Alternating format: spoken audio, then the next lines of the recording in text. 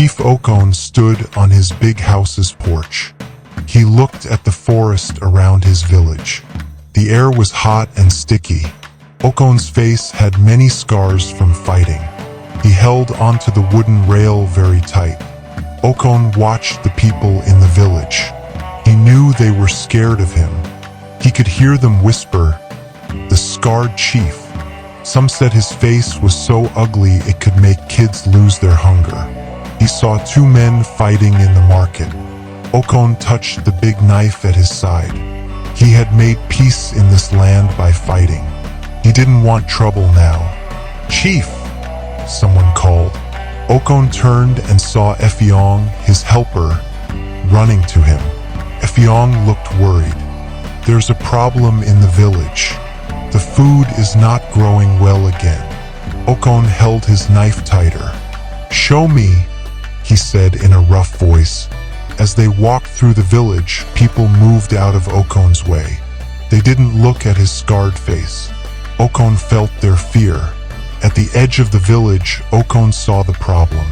The yam fields should have been green and full, but the plants were brown and dry. The few yams that grew were small and weird-looking. "What's going on?" Okon asked the old men of the village. He was angry. The oldest man, Bassi, spoke up. His voice shook. "Chief, we did everything like always. We gave gifts to the gods. We took care of the fields day and night.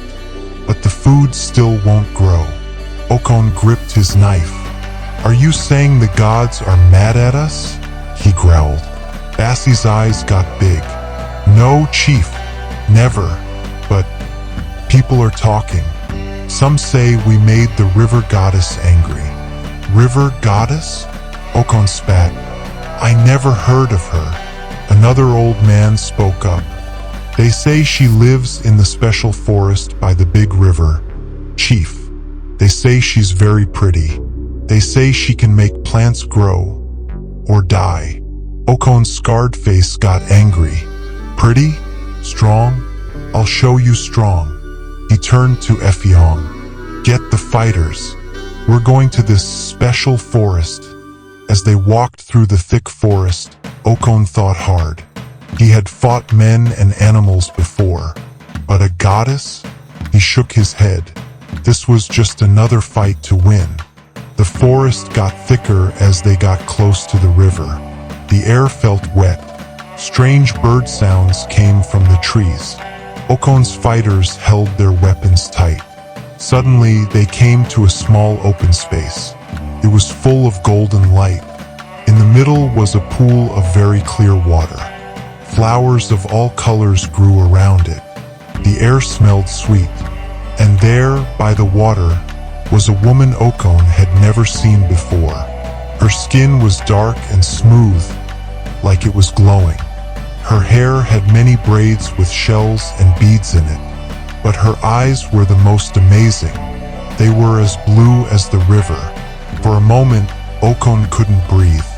Then he got angry again and walked forward with his knife up. "Who are you?"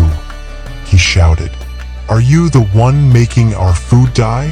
The woman turned to him. She moved like water.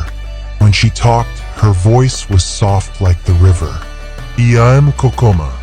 I take care of this forest and the river. I don't kill anything. I only help things grow."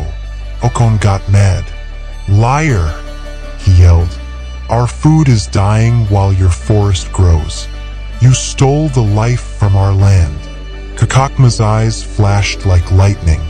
"How dare you?" she said. "You only bring fighting and fear to this land." Okon lifted his knife higher. "I brought peace. I kept these people safe." "Safe?"